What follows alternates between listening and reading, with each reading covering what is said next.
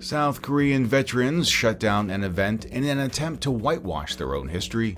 The United States says North Korea may be capable of striking the mainland, and the Philippines expands war games in the South China Sea.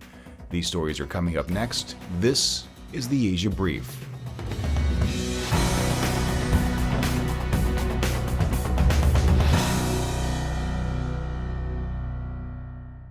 A very good Thursday morning to you. My name is Steve Miller on this April 9th, 2015, and it is my pleasure to be here with you, so thank you so much for joining me. The Vietnam War was brutal, and there's no shortage of atrocities committed during the conflict.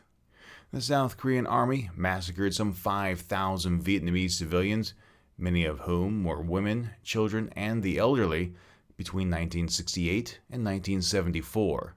In 2001, then-President Kim Dae-jung apologized for any harm South Korean troops unintentionally did to Vietnam, and in 2012, Bishop Peter Kang-uil apologized saying, quote, "We long heard some of our soldiers confess about their participation in the killings, but most Koreans were unaware of what our army did. Only recently, NGOs got proof and made trips here to the places where the killings took place." End quote. He also said that most Koreans remained unaware of the massacre or the former president's apology. Which brings me to today. The Choge Order of Buddhism was scheduled to host a photo exhibit with survivors from the massacre entitled One War, Two Memories earlier this week, but they were forced to cancel it. "We made the decision to cancel the rental because of issues of ideological conflict and safety," the Choge Order said. Scheduled to attend the event were Nung Tan Lan and Nung Ti Tan, both survivors from the horrific events and the first such individuals to visit South Korea since the war ended. The Choge Order stated the reason they canceled the event was backlash from veteran groups. Vietnam Veterans Association of Korea Secretary General Shin Ho-chul said, "It's a manufactured event that should not be held. We're not going to stand by and do nothing." The organization also sent a message to members stating, quote, "Certain leftist, anti-state forces are attempting to perpetrate a baseless, evidenceless theater of testimony by civilian massacre survivors. We are willing to risk our lives to shut their conspiracy down." In 2000, members from the Korean Victims of Agent Orange Veterans Association broke into the offices of the Hankore newspaper and attempted to start a fire and damage equipment following the massacre's first reporting. In a nation that continuously berates Japan for whitewashing history, it's a shame to see that same sort of behavior. But not everyone feels that way. On April 4th, the Vietnamese survivors traveled to Gwangju and visited the Sharing House, where they met with former comfort women for the Japanese Imperial Army. Yu Hee-nam, who is now 87, said, quote, "It's shocking to think that South Korean soldiers did those things while they were in Vietnam. I want to apologize on their behalf." End quote. And that statement is huge. You have one victim of a war crime apologizing on behalf of her nation to the victim of another war crime. This is exactly what the world needs more of. Ignoring history does not mean it didn't happen, and that is the lesson to be learned. When it comes to North Korea, it becomes vitally important to understand truly what's going on and to dive past the headlines.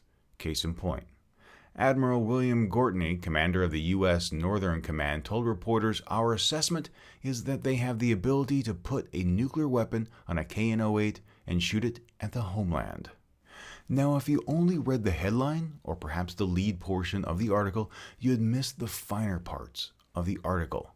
Gortney continued, "We assess that it's operational today, so we practice to go against it."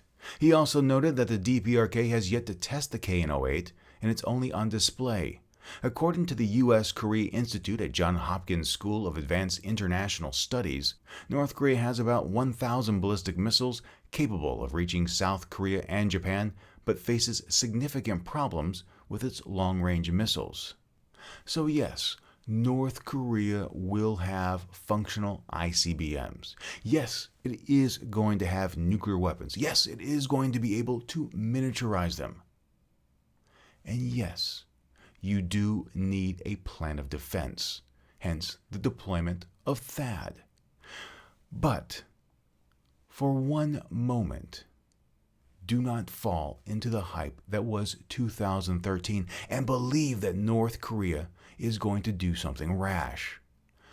Kim Jong-un wants to stay in power, and he is going to do everything in his power to do so. He is going to remain the head of the DPRK. Every step that Kim and his cronies take is very calculated. A misstep, like firing on the United States mainland, would be a game-over situation for the regime, and he absolutely knows it.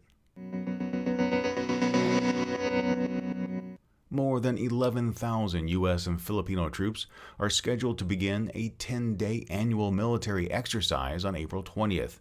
That number is roughly twice the normal amount, and China shouldn't be worried, or so they say.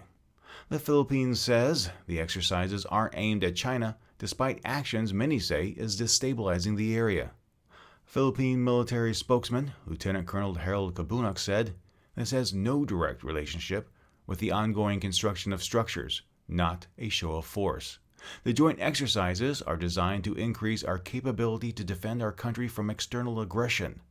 It is to test how ready and how effective we can operate with our American allies in both humanitarian and security operations. The higher strength of the Balikatan 2015 for this year only reflects the Philippines and the United States' growing commitment to enhance our capability to conduct joint military and non-military activities.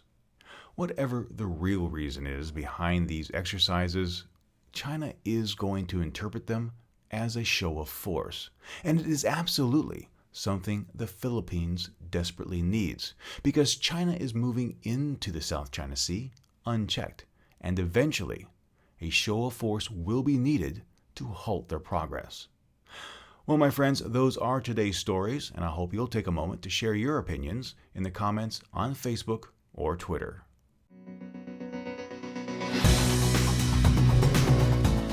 To keep up with more news from the region, follow Asian News Weekly on Facebook or Twitter.